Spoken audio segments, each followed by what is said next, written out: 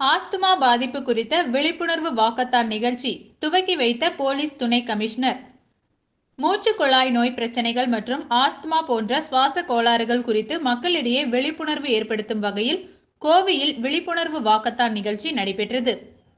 கோவையில் நவம்பர் 21 முதல் 24 வரை 4 நாட்கள் நடைபெற உள்ள நுரையீரல் நோய்களுக்கான தேசிய மாநாடு 2024ஐயொட்டி கோவை பந்தயசாலை பகுதியில் சுவாச ஆரோக்கியம் சுறுசுறுப்பான வாழ்க்கை முறை விழிப்புணர்வு வாக்கத்தான் நடைபெற்றது.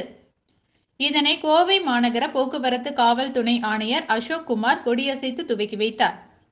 இந்த வாக்கத்தானில் மருத்துவர்கள், பொதுமக்கள் என 500க்கும் மேற்பட்டோர் கலந்து கொண்டு சமீப காலமாக நாள்பட்ட மூச்சுக்குழாய் நோய் பிரச்சனைகள் மற்றும் ஆஸ்துமா போன்ற சுவாச கோளாறுகள் அதிகரித்து வருவது பற்றிய விழிப்புணர்வை மக்களிடம் ஏற்படுத்தும் வகையிலும், ஆரோக்கியமான வாழ்க்கை முறை மாற்றங்கள் மூலம் அவற்றை தடுப்பது குறித்தும், அதனால் பாதிக்கப்பட்டவர்கள் அதை கட்டுப்பாட்டிற்குள் வைத்திருப்பது குறித்தும் வாக்கத்தான் மூலம் வலியுறுத்தினர்.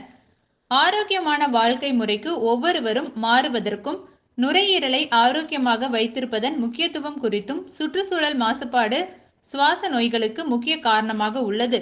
இந்த வாக்கத்தான் உடற்பயிற்சியை ஊக்குவிப்பது மட்டுமல்லாமல் தூய்மையான காற்று மற்றும் ஆரோக்கியமான சுற்றுச்சூழலுக்கான நடவடிக்கையான விழிப்புணர்வையும் ஏற்படுத்தி உள்ளது என வாக்கத்தான் நிகழ்ச்சி ஒருங்கிணைப்பாளர்கள் தெரிவித்தனர்.